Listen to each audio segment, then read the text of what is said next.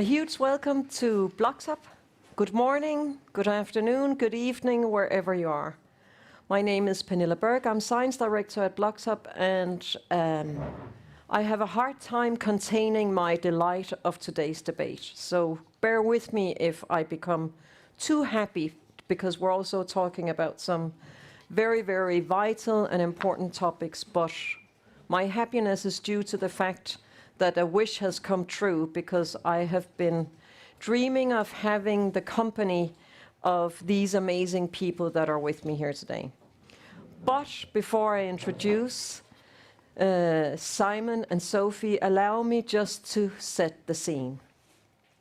As some of you know, Copenhagen Institute of Futures Studies and BLOXHUB collaborate around designing this series of Regenerate Now. And today we are looking at culture.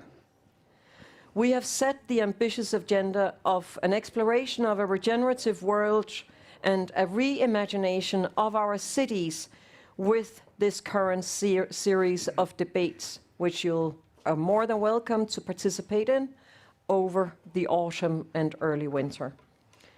We're currently looking at a future where our cities are growing and will continue to grow, and the situation is more complex than yesterday and the years before, presenting several global challenges and opportunities for the 21st century.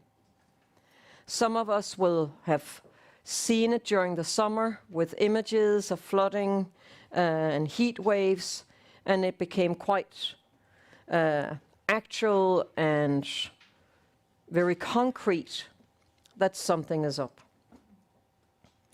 We have technological development, environmental threats, economic degrowth or growth, inequality, as well as a political uncertainty. Today, cities represent an emergent global governing power crucial to addressing and solving some of the world's most pressing issues. And this puts cities on the forefront of a regenerative transformation. However, cities are made up by people, and indeed today we look much more closely at people and how they exist and particularly coexist. So today we pose the questions: how can we reimagine our values and culture to create a radical departure towards the regenerative transformation? And with me today we have nature positive catalyst Sophie Wisburn Overacker. And I hope, Sophie, that I'm now pronouncing this correctly, otherwise you're more than welcome to correct me later. But Sophie is a positive change catalyst, a sustainable business and leadership transformation coach, trainer, facilitator, educator, speaker, purpose expert, and board advisor. Sophie is purposefully working to catalyze positive change by empowering leaders and their organizations to unleash their regenerative potential and accelerate their sustainable transformations by activating their purpose, creating nature-positive impact. And some of you will already have read in the news about Patagonia's latest decision, or the founder of Patagonia. So this is what we're talking about, something like this. However, going to the people, I'm privileged to also introduce independent psychologist Simon Ellsberg Nygaard. Simon works with environmentally sustainable well-being and motivation, engagement and behavior change.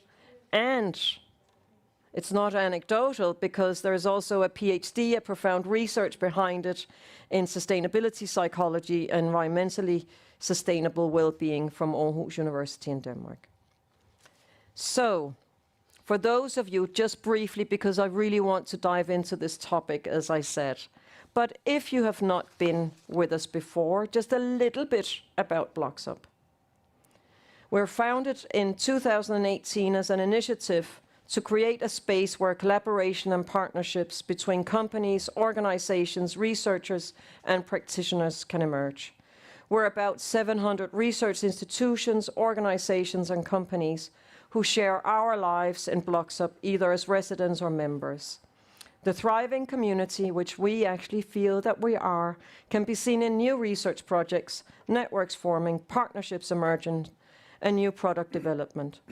We also have a staunch belief that new solutions to sustainable urban development come from consilience and collaborations, because alone we can't do it or fix it. So, Sophie and Simon, before we begin, I don't want to forget to express my huge thank you for being here today. I know you've received emails from me expressing my gratitude, but suffice it to say, I really couldn't do this without you guys, and particularly the passion, dedication, and experience you bring to the agenda is more than appreciated, as we are trying in this campaign and in this series of this autumn and winter to start a movement of really transforming and pursuing the regenerative world. So a huge, huge thank you. We're going to talk quite a bit about how to create this regenerative culture and what it is and what is an organization that's regenerative, and particularly the people. So before we begin, just how I've promised I will allow this, but what brought on, how can you describe your journey into the regenerative topic? So Sophie, I think it's only fair, given that you have gone out of your way to be with us virtually, that I'm going to let you speak to us first. A huge welcome, Sophie. Thank you so much for being able to participate in this beautiful movement that you're creating. I'm hearing myself. Which is never a nice That's always feeling. difficult. No worries. All right, so how did I get into the movement? Yeah, so I have been, a long time ago, I chose to work in business.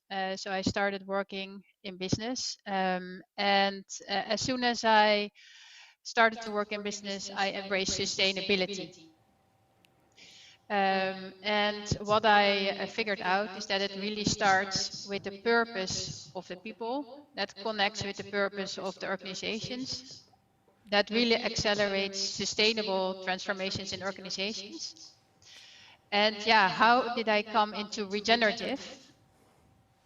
I'm very passionate about unleashing the regenerative potential of people, basically reconnecting to their inner nature so they can create positive impact for the natural environment around them, people and planet. So for me, it has been a journey. I think for everyone, it has been a journey. I've been transforming companies inside, and I've been transforming companies from the outside. So in other companies, advising other companies. And I see more and more leaders that really acknowledge the fact that we need to do things different, and embrace the opportunity to leave only a nature positive impact behind, and come to the realization that we are nature, that we're part of nature, and that we can put nature and life at the center of every decision and everything we co-create and create within organizations, businesses, but also in our life and communities. Thank you. Thank you very much for that. And Simon, your journey, and welcome. Thank you. It was not by plane, my journey. My journey, I've always been interested in how do we create good societies, because I think that's maybe the most important question that humanity should pose to itself. And in that question is, of course, what is a good society? To me, a good society is where humans thrive, and we could include all life forms and say a good society is a society that make life forms, especially humans, thrive. So with that point of departure, I started reading psychology, because I reasoned who knows about what makes people thrive. And from psychology, we have a big literature on where does thriving come from. So actually, I had the idea that I wanted to make a PhD in thriving, in flourishing, but it soon became very clear to me that The way we thrive on the planet now is destroying the thriving of other species and also destroying the thriving of people in the long run. So if we really want to thrive, thriving is not enough. We need thriving within an environmentally sustainable frame. So that's how I came to work with what I call environmentally sustainable well-being, which is defined as how can we create well-being, physical and mental, in a way that is supported by the limits of the planet, and that's what I would call regenerative. Thank you very, very much. And one of the things that we have been corresponding about in exactly in our preparation for today is what it is that we need to change to, which you just answered quite beautifully. So having a good life within well-being and a mental well-being and thriving as humanity, but also within the planetary boundaries. Yeah. And I think one of the things is that we then said where to start in terms of if this is the objective, this is the goal.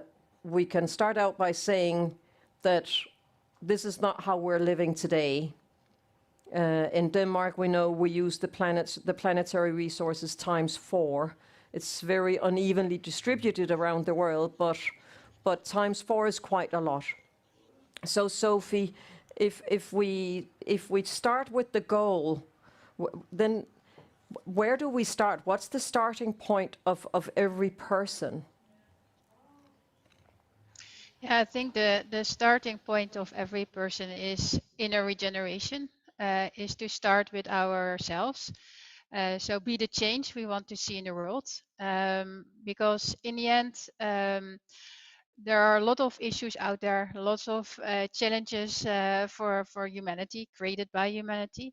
However, we need to acknowledge that we're not separate. We're all interconnected in this beautiful web of life. And as soon as we understand that we are nature, that we're part of nature, that culture and nature are not separate, then actually something changes, something shifts into a view of life where everything is connected, and where we can play this beautiful role as guardians for life, and put life, and as Simon beautifully said, a thriving life at the center of every thought, every decision, every creation, every action in a culture that we weave together. And of course, within the planetary boundaries, always in service of a thriving life. And if that's question, I mean, am I creating conditions? Am I creating space for conditions conducive to life, to a thriving life, and all of life? Then actually, we create that, and we create nature, positive impact for all of nature, for all of life. So that is the starting point. And then there is this deeper spiritual question. Okay, why am I here? What is my purpose? I mean, everything in nature has a purpose. We are nature, so every human being is born with a purpose. However, we forgot to really consciously let that sink in, and on our journeys be conscious about what our purpose in our life is and how we serve the greater good in our own unique way. If I can add to that, Sophie, you mentioned nature. I think if I look this direction, do you look at the back of my head? You can't. I look at you now. It's very funny. My head is on your body. Okay, that's what I can feel then. No, I want to underline, you talk about nature, and from research there's a field of research called nature connectedness, or connectedness to nature. And if we're looking for how can we combine human thriving with environmentally sustainable behavior, then the research on nature connectedness is exciting, because when we ask people, do you feel connected to nature, on a scale, for example, 0 to 10, I know it sounds very rational now, but on a scale from 0 to 10, and at the same time we try to measure their well-being and their level of environmentally sustainable behavior, then we can see that people who feel more connected to nature, they have a higher degree of well-being, personal well-being, and they have also a higher degree of environmentally sustainable behavior. So if we are looking for societies that support thriving within the environmental limits of the planet, nature connectedness is one of the answers. So next question should be, how do we get nature into society? How do we get society out into nature? And I think a good point of departure is saying, like you, Sophie, that nature and culture are actually two sides of the same coins, or maybe they are on the same spectrum. They are just two extremes. It was one of the points that that Edo made. I heard that it was, and I thought that it was a lovely point that once we start using the word culture, and I was quite conscious of it in thinking about today, that then we're already creating a divide. But I want to dive a little bit into the psychological aspects also, because now you're here. Because as Sophie said, there is a starting point, and there is also, why am I here and what is the purpose? One of the things that we read about is that we have a growing awareness of climate change. There are still lots of debates about the reasons about it, the causes of it, but there seems the momentum is that there is a growing awareness that it's quite evident that we have climate change. I don't need to mention it, but I will, however, do it because it's so far from what we have experienced in Denmark. We haven't lived the summer's cascading climate change in terms of the flooding and the heat wave. So it's still from a rational perspective that we perceive because we read.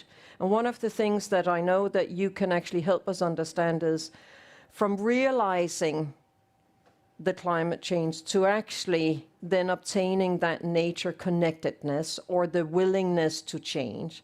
What is it that is actually driving us as human beings? What's the psychological processes behind that kind of realization to action?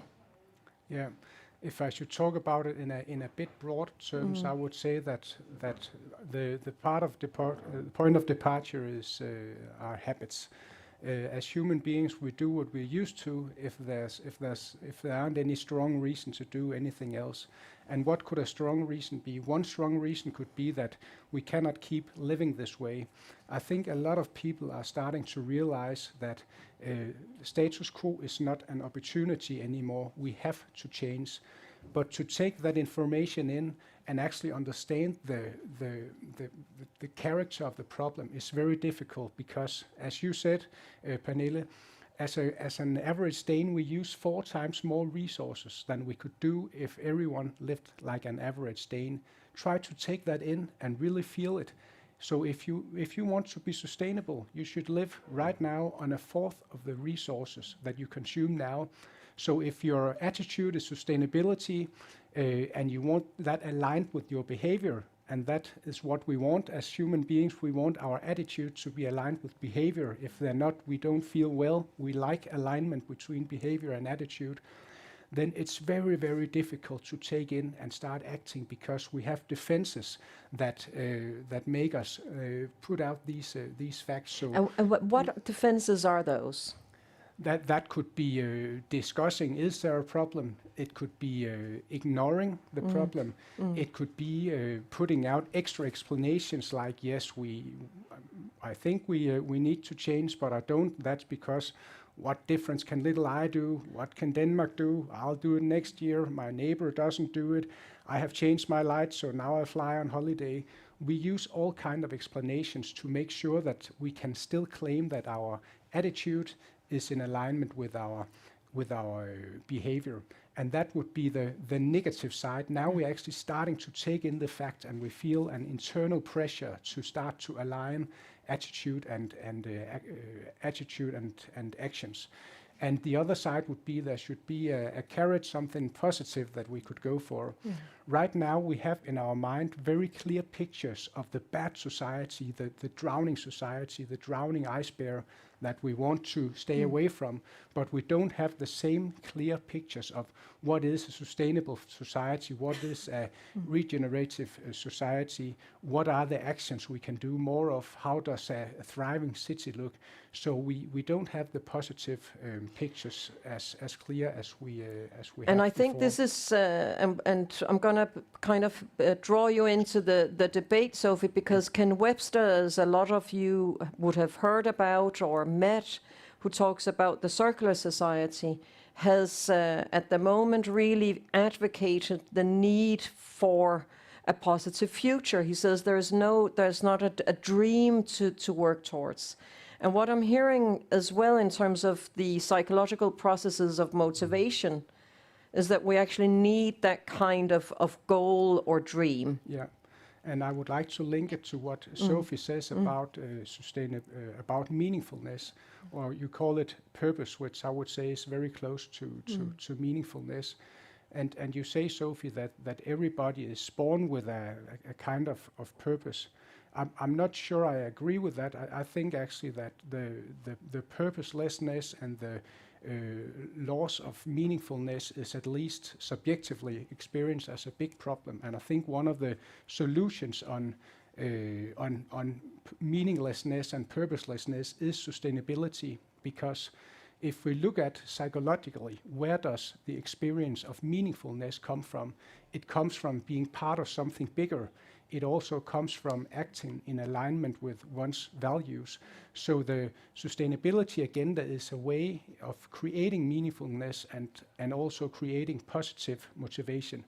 That doesn't mean, of course, that we are not born with a purpose. That's maybe another discussion, but I think it's an interesting relation we have there. It's a very interesting relation. So, Sophie, given you have actually coached and advised so many companies to go from that individual perspective and the psychological processes that Simon has just evolved or explained a little bit about, to then introduce purpose to an organization with a lot of people that may be disaligned in terms of attitude and behavior.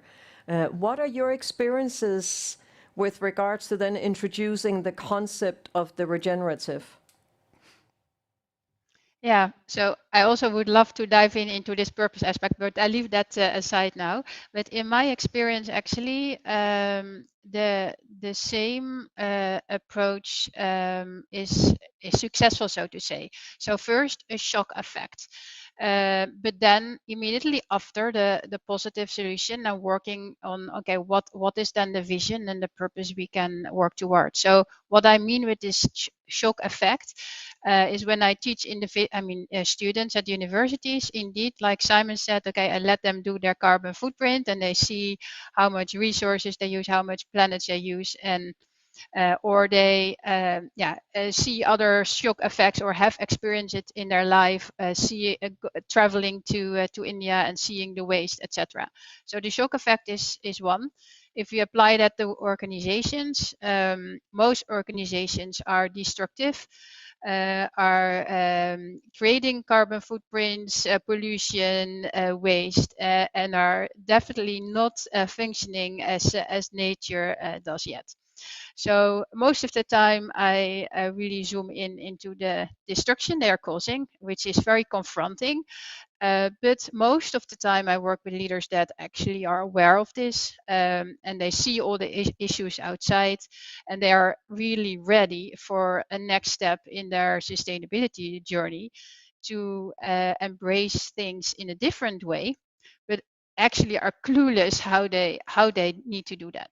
So first is consciousness and awareness that you cannot go on like you always have done and you need to do things differently is a really important step, because that provides the fertile ground, the starting point to really come with a vision that changes things, that changes an industry, transforms an industry, and creates basically a purpose and a strategy and a vision, which is very authentic to the core of the company, but really shows the industry this organization is functioning in, that things can be done differently.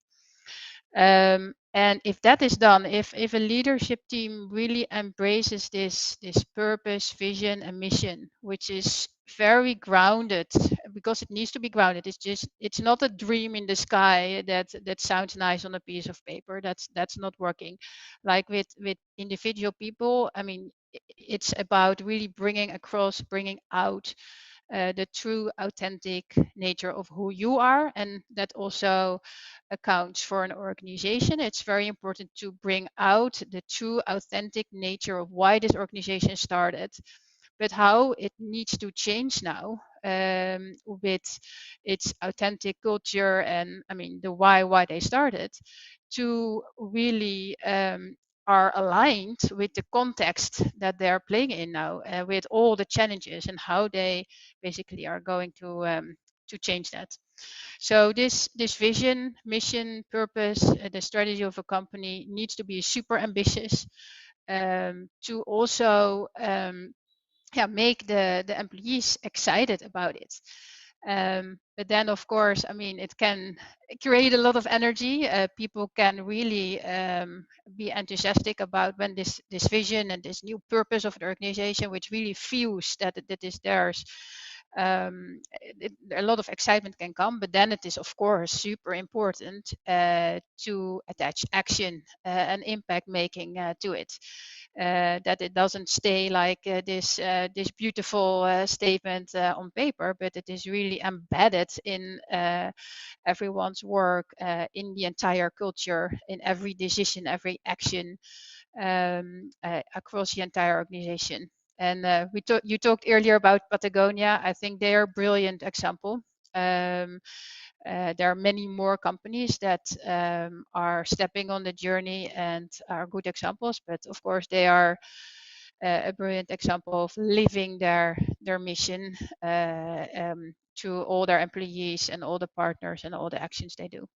Because the image that I might maybe cynically got on my inside my head was I could see the beautiful session at the company where this is presented, like the purpose, the mission and the vision. I can see that, I can picture that, and I can almost also feel the energy gathering 1,000 or 10,000 employees, and we're all together in it. I can see that happening. And then they wake up the next day, and then I'm going to turn to Simon. So the next day, this is where you come in again as the as the answer to all of my troubles. Oh no. But then how do we make sure that they don't repeat yesterday's behavior, the day before the party, the day before we had the beautiful vision? What will transition? Yeah, so maybe I can add on that. So it is not a one situation and one session. It's a new way of viewing, a new way of being, a new way of managing a business and living a life. So it is a muscle we forgot to use. A way of, I mean, the ancient cultures, like they know how to live an interconnected natural life and be in tune with nature, and they all have a purpose in in working with nature and as nature. So we forgot that. I mean, since the Industrial Revolution, I mean, organizations were like machines and not managed as living systems. So we need to reconnect with that love for nature, how that works, and we all are on a journey to embrace that and to play with that. And it is a constant dance, a constant play, a constant joy. Bring back the joy. I mean, literally inside companies and communities and cities and lives. So it's not a one moment or one session, never. And it needs training and repetition and failure and doing it again and learning all the time, continuous learning. That is one thing. And the other thing is about the purpose. An organization is a group of people, basically. So there's this purpose of the organization, which is kind of the sum of all the people that have worked there the entire existence of the company, as I see it. And every employee, every person in this company has their own individual purpose. And the thriving of a culture and the organization comes when all these individual purposes match with the purpose of the organization. That is where I've seen companies and cultures and teams really thriving and creating positive impact. So I'm going to contrast that, because I think that was very well said. I'm going to contrast it to the Danish latest survey, that we have an increasing part of our young population that actually see themselves as unwell. They are not thriving mentally. It's also a segment of the population that actually do have a strong passion about sustainability typically. So, Simon, in that transition, Sophie said it beautifully, this is a continuous journey with failure, trying and trials and error and learning a new way. How do we ensure that? Which psychological processes do we have to make sure are in play and in place for the transition? Yeah, I would say, like Sophie, it's very important to say this is not a one-size-fits-all, but I think that often when we want to change to something more regenerative or sustainable, we will talk to what we call a normative motivation goal frame, which means that we tell people, yeah, we have to change because that's what we ethically and morally find is the best way. But especially when we talk into organizations, every worker, every leader and every business also want to know, what can I gain from sustainability or regenerative transformation, because that's the functional logic of many organizations. So we also need to explain, if you want a business in 5 years or 10 years, you actually need to change to something more sustainable. You cannot make a business model built on destroying the earth. So we need to talk into motivations that we could call gaining or winning. Every leader, every co-worker needs to know also, what can I win from this transformation? And they need to understand, if I don't change, I will lose. And then there's a positive motivation also, which regards what Sophie also talked about, that when we start working with sustainability, when we start working with regenerative, most leaders and most co-workers are actually very, very ready, because they already have the attitude, as I talked about before, that sustainability is necessary regarding the planet, speaking on the moral and ethic motivation. And yeah, because we know this now rationally. Yes, and they are asking, tell me what I can do. Yes. So again, I can make alignment between my attitudes and my behavior. And then when you do that, when your workplace actually becomes a place where you can act in alignment with your values, so that your professional life aligns with your private life, then you have something very strong to offer to your leaders and to your co-workers, because then your workplace becomes part of the solution. It becomes part of supporting who you are and who you want to be, because they create value alignment, and that's very valuable. Yeah. And that's an example of how you can create an extra layer of purpose or meaningfulness by actually doing good, which you cannot if you're an organization that doesn't work with the common good, you could say. So just to make sure that, I'm going to rephrase it a little bit, there is a potential as a company to actually motivate the people that are working within the company, Yeah. by ensuring an alignment between the company's behavior and the individual personal rational acceptance that we have to transform to a different way of living. Yes. That can create a motivation, yes. and a meaning. The motivation would go through meaningfulness. Yes. You would be extra motivated because it would work on value alignment, which creates experience of meaningfulness, and it would work through being part of something bigger, which also creates experience of meaningfulness. So the motivation would be through meaningfulness that then creates both thriving and motivation, because that's what experience of meaningfulness does. But then the motivation would also come through another road, which would be, if we don't transform now, we won't have a business in 5 or 10 years. So there are different kinds of motivation, but meaningfulness is central to that. And you would need to play on different kinds of motivations.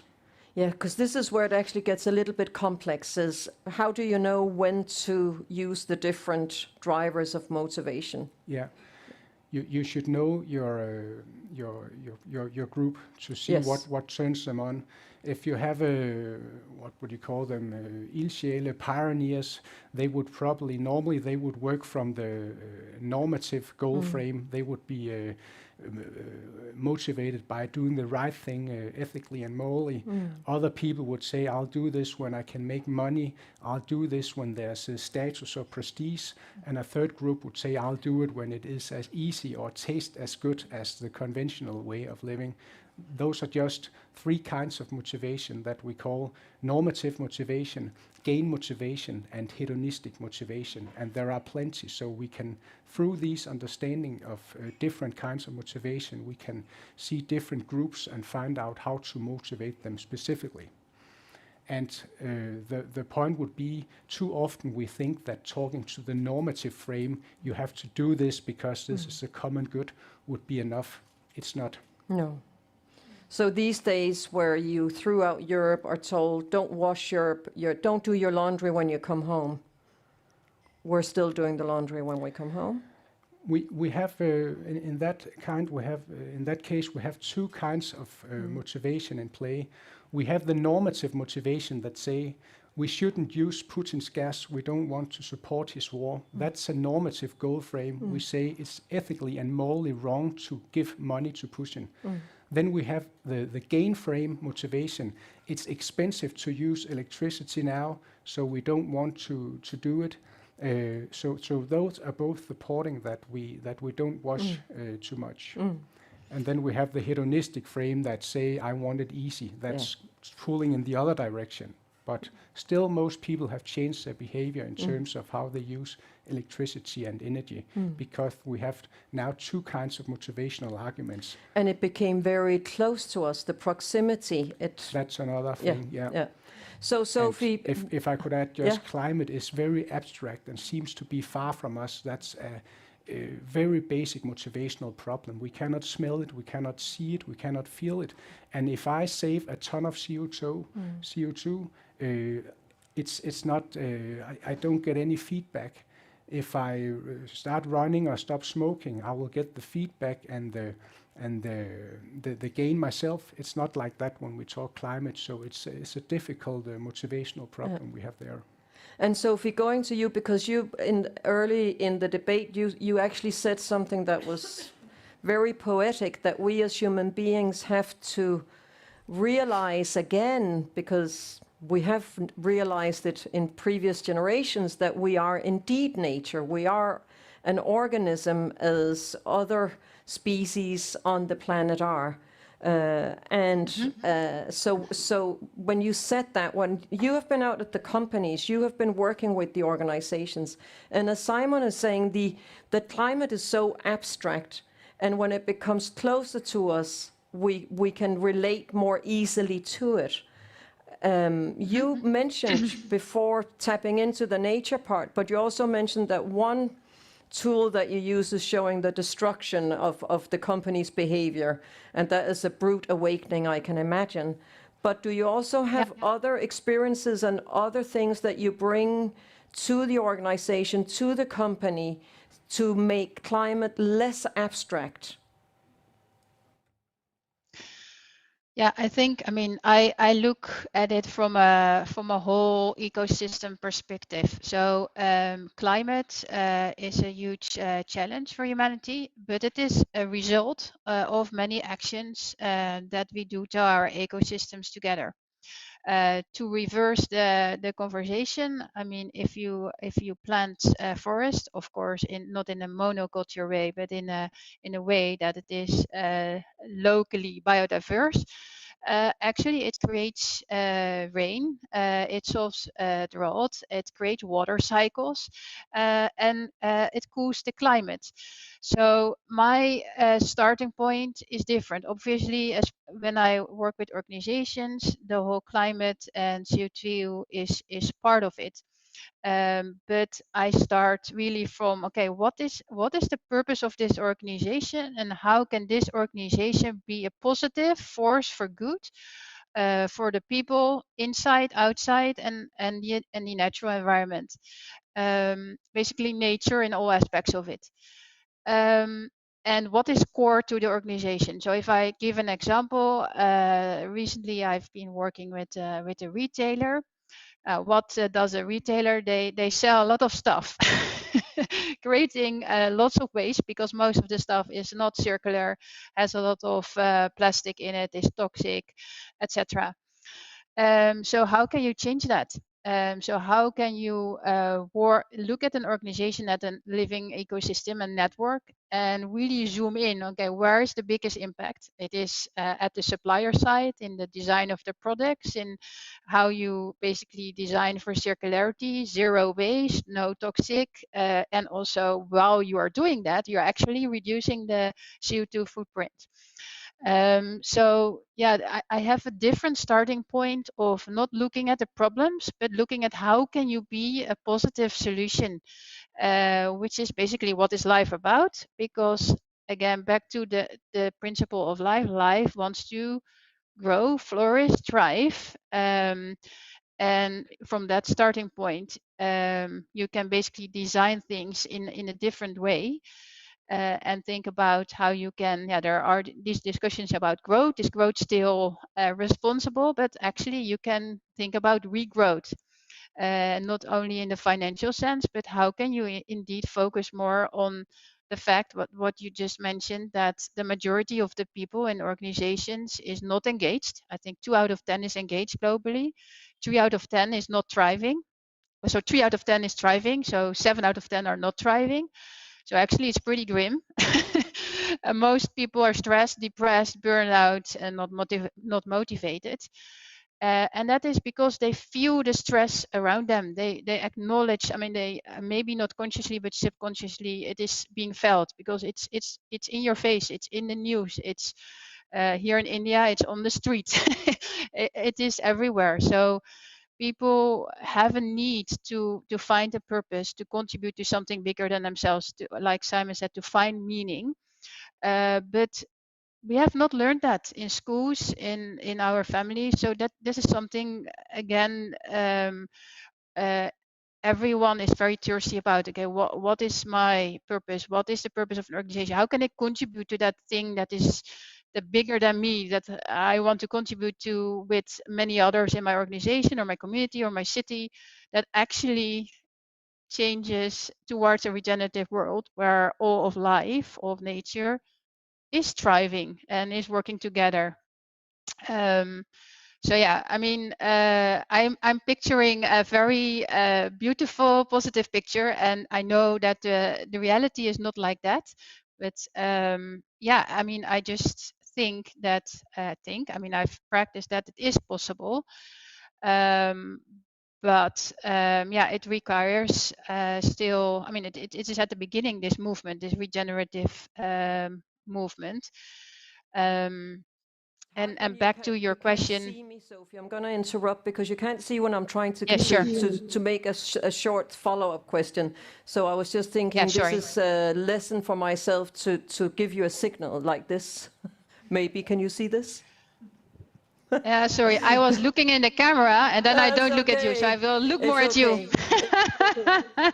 People here participating, and then they have seen me kind of trying to, normally I lean forward, and they've been seeing me leaning forward, and they've been smiling understandably and patiently, because because it's so nice what you're sharing with us.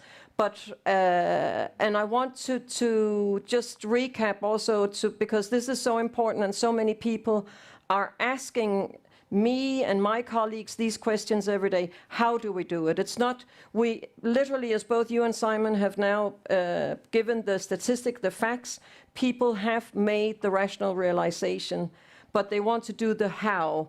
So you have already shared with us the how is also to start from a positive note. And then one thing that I want,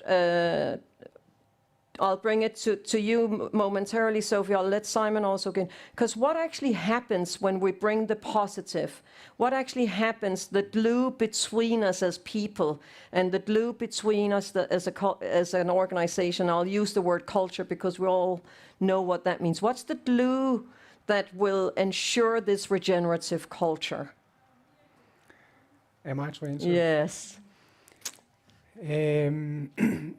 I think that there's no way to ensure this positive culture, but we can try to see what connects people, because the experience of relatedness in itself is very important to thriving. And one way of creating relatedness, which is a basic psychological need related to thriving, very strongly related to thriving, is to have a common goal. So as long as we are part of a company that seriously work for a goal that is common, meaning that everybody actually values this goal, it's in alignment with our own values, then we have a very strong point of departure, I think. And if at the same time we also, all of us, conscious that we cannot keep on going being part of the problem, we need to be part of the solution, then we have both sides. And then make it very concrete, what actions do we need to take to actually get to the next step, because all of us want to be part of the solution. Then we will be tied together by having a common goal and doing good towards a common goal. People love that. So we actually love and we actually thrive on sharing a common goal. Just to, I'll let that linger a little bit, because it seems so easy and yet it is so difficult. I heard from a Danish investor, he was very surprised. It happens as you grow older and you see people have other beliefs than yourself and actually act on them sometimes. But one of the stories he shared with me was that young members of staff in a culture actually got up and left when they discovered the company had plastic utensils.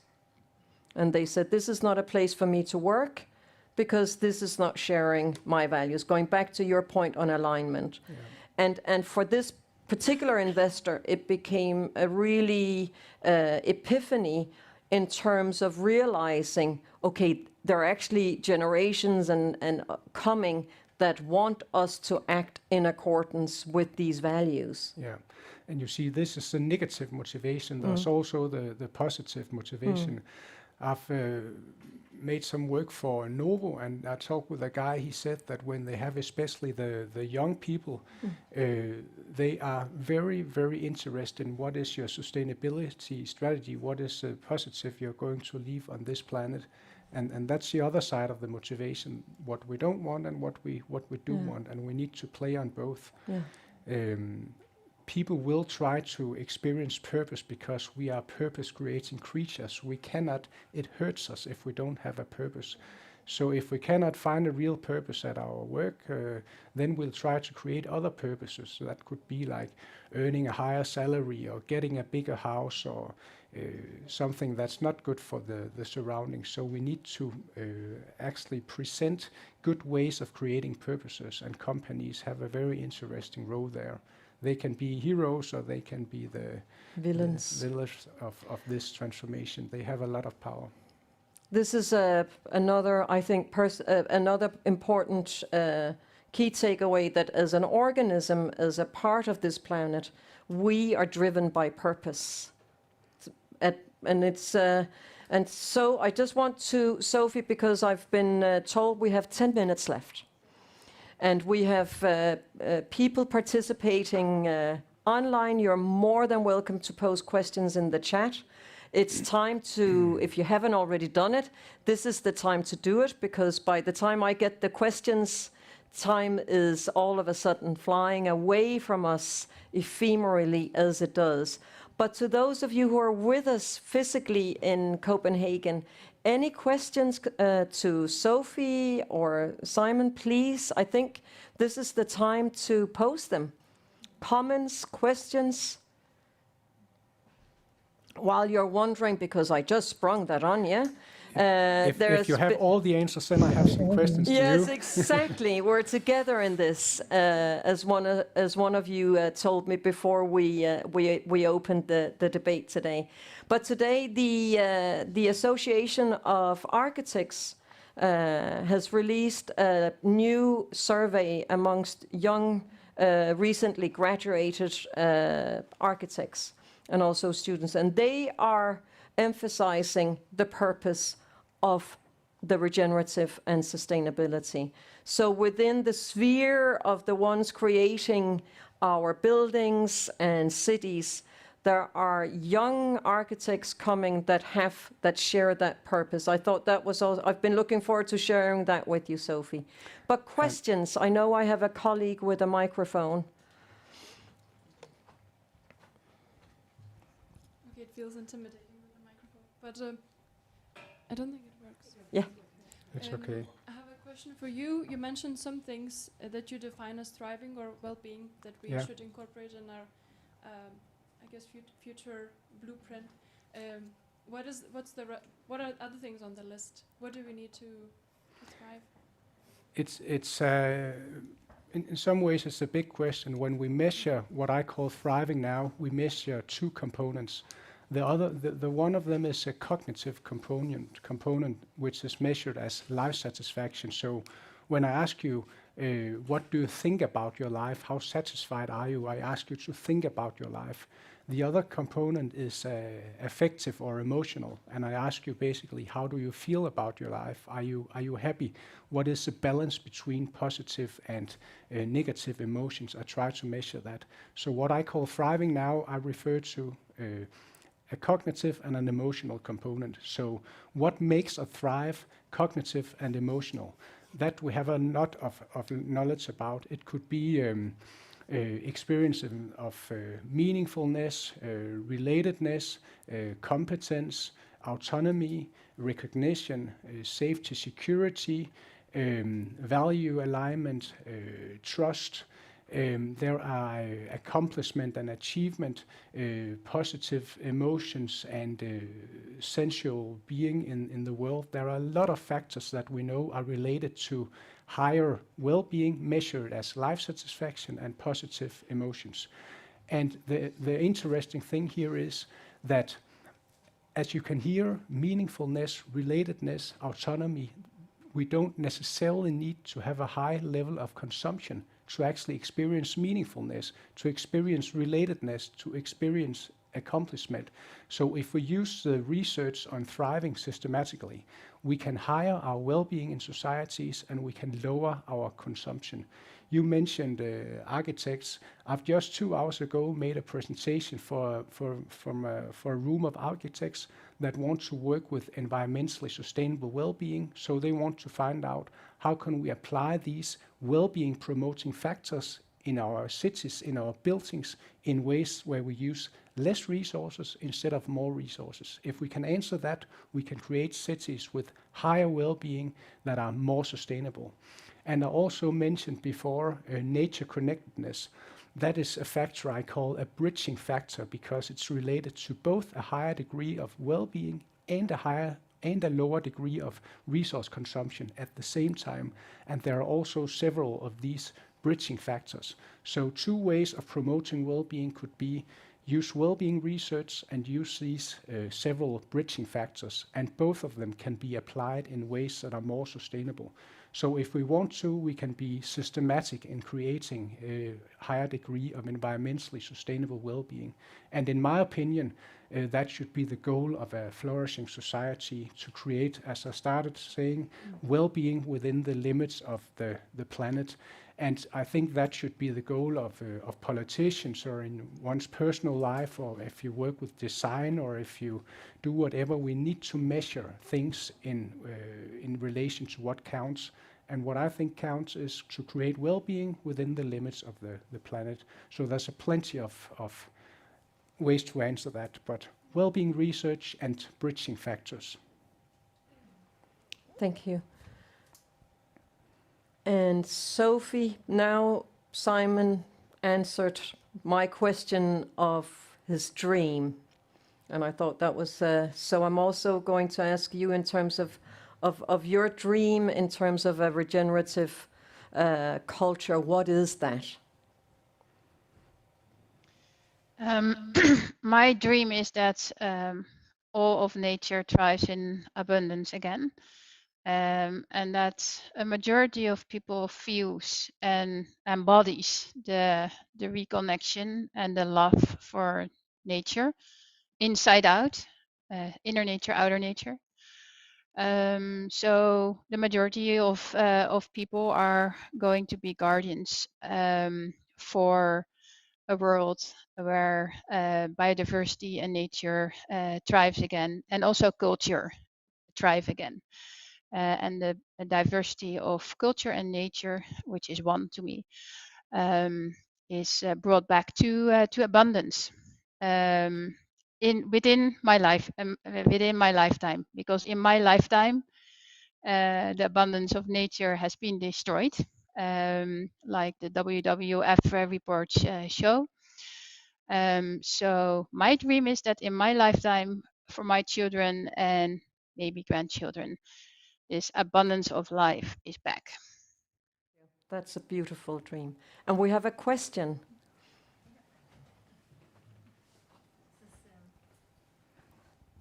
This is also for you, Simon. I was wondering, there's so many thriving factors, you just mentioned them before. How do you implement them in an organization? I know it's a tricky question, but I'm very curious.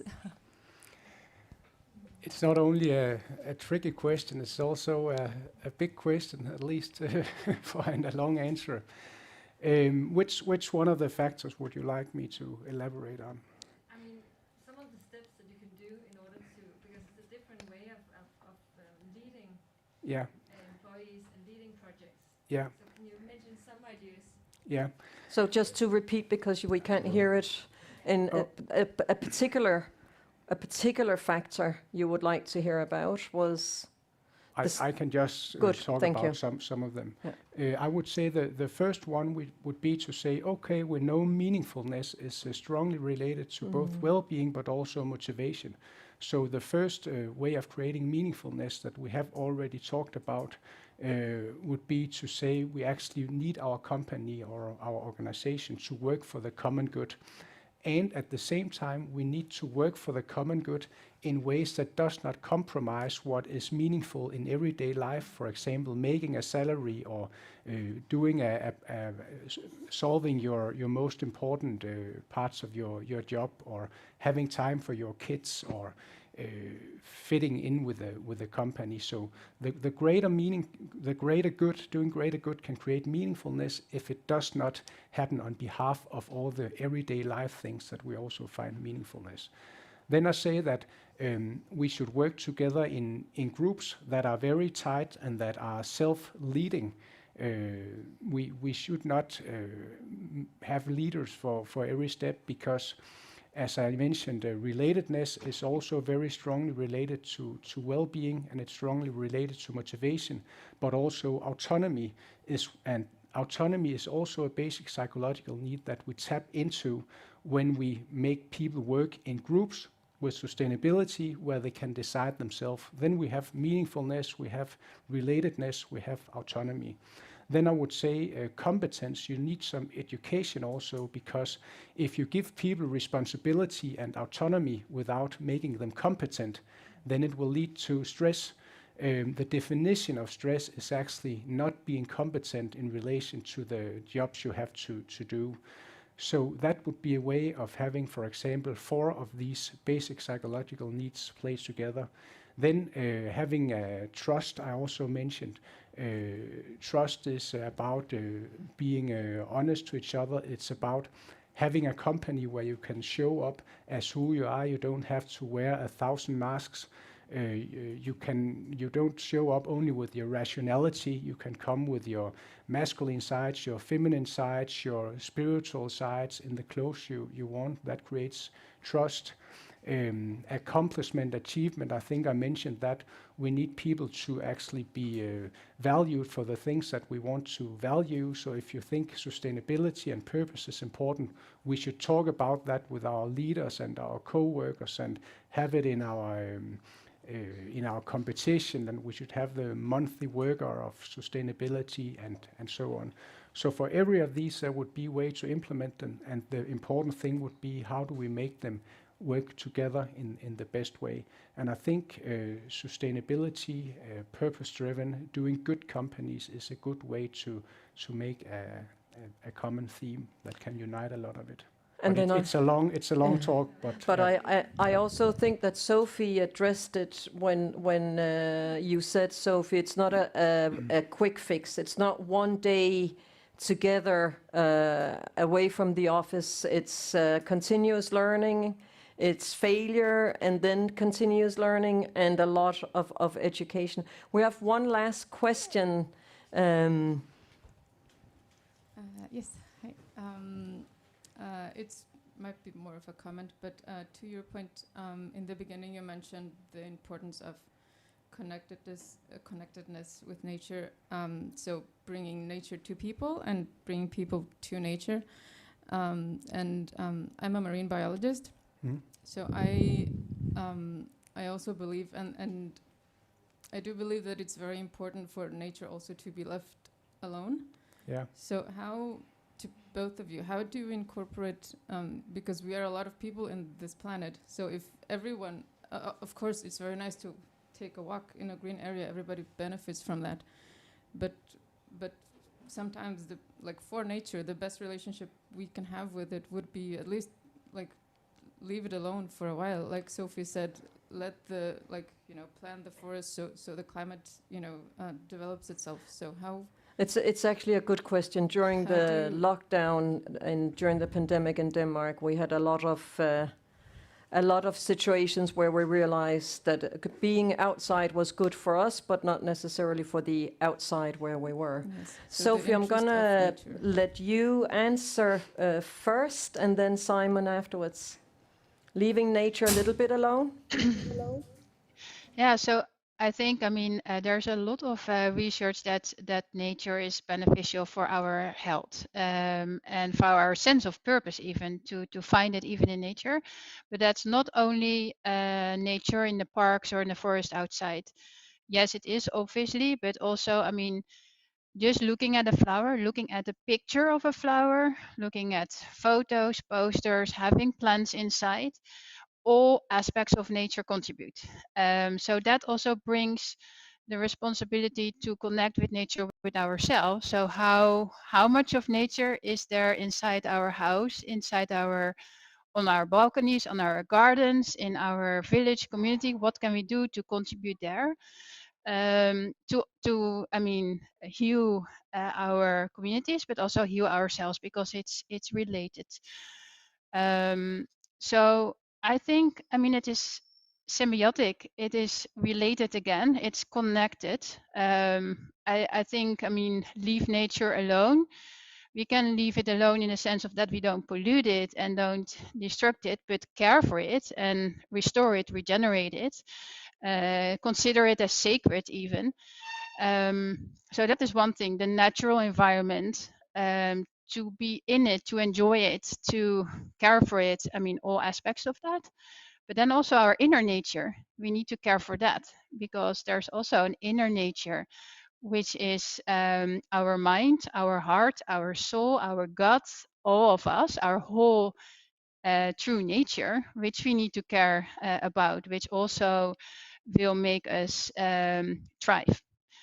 So yeah, a broad definition of inner nature, outer nature, that we can decide to help thrive. Thank you. Very, very beautiful. And Simon?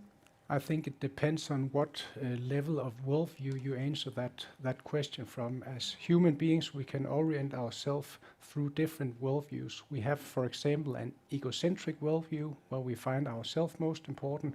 We have an ethnocentric worldview where we find our people or family most important. Then we have an anthropocentric worldview where we find people most important. And then we have a world-centric or even cosmocentric worldview where we find all life important or take that into consideration. So from an anthropocentric worldview, I would say that that nature and animals have the right because they can make us thrive because we feel it's good in nature, we like animals and so on. But from a world-centric worldview, I would say that that all life has a right and it has a value in its own right, so we should make sure that life thrive without us interfering. And I think it's a very difficult question to start talking about what life has most value. On the one hand, I think there's something about depth of consciousness. So somehow I would say that I would always save any human instead of an ant. So that's why I think somehow the anthropocentric worldview makes sense. But that gives some other problems, because does that mean that deeper consciousness in human beings is more worthy of living? I don't agree in that. So I think it's very difficult to answer that question. So I think my answer would be we should be in nature in a way that is regenerative. So actually our being in nature is making nature thrive also. I don't think necessarily they are mutually exclusive. So that would be my answer, because philosophically I cannot answer it straight. I think it's too difficult. I don't have a clear opinion on that. I think I would also safeguard myself by saying maybe today we don't have the instruments to measure consciousness. So we may be surprised in a few years, and certainly some of us have read some new from way before, but we do know that trees actually talk to each other, and we know that we have an amazing organism that heals trees. So I think I would safeguard myself as you, but time is really one thing on consciousness. I think it's very fascinating. If we look at the brain from the outside, it's just a piece of fat with a lot of individual cells, billions of individual cells. So from looking at the brain outside, we can never understand what it is to experience a brain from inside. What we call consciousness cannot be seen from the outside. So if we say the brain is neurons that send electronic signals between each other, and from that arises consciousness, then if we look at a group of ants, for example, they are individuals that go around and send signals to each other. We can never know if they have a consciousness or what kind of consciousness trees have. So we don't even know where does consciousness come from. It's one of the big problems we don't have any qualified solutions to. And everybody that claims to be able to answer that question, I would be very critical. It's a mystery still. It's a beautiful mystery. I can see Sophie would love to say something, but I'm going to cut you off. It's a conversation we'll have to take at another time. But I think we're starting now to actually regenerate, and that was an achievement of today that I had not foreseen. So thank you to Simon and Sophie, because we are really beginning now to add and hopefully also create a positive energy in what has been a little bit more than an hour. The last time you were with me, I asked you to trust me. I'm going to ask you to trust me again. Simon and Sophie, after I have read what I'm about to read, our wonderful producer that nobody sees, but I'm perpetually grateful to Eske. Eske, when I finish reading this is the end of our debate today. Simon and Sophie, I started out by saying I couldn't do it without you, and I certainly couldn't have.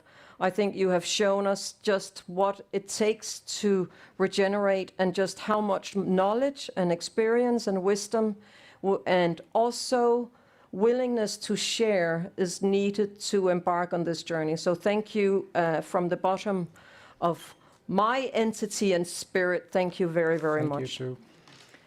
To everyone in here, thank you for coming. To everyone out there, thank you for attending, for being with us today. It has been such a pleasure. We're going to finish now on a very different note, and I'm going to ask you to close your eyes. Trust me that I will not do anything nasty to you. On the contrary, I'm going to send you on your way with these thoughts. It's words by Stacy Cotter-Manier, and it's called Night Vision. A moth sets out on the path, following the gentle calling of celestial light. Transverse orientation leaves her, circumnavigating a man-made moon. On a back porch, round and round, perception of time and space, disintegrating along with her inner night sky.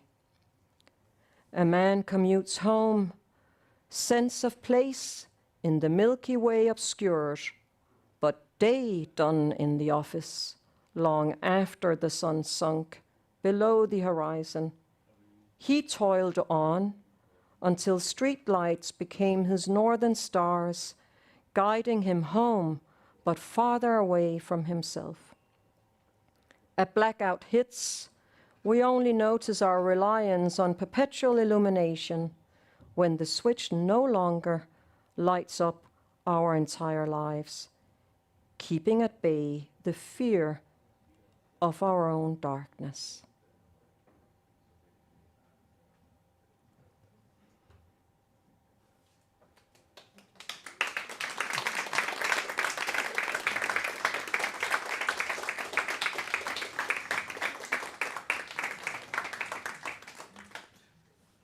Thank you.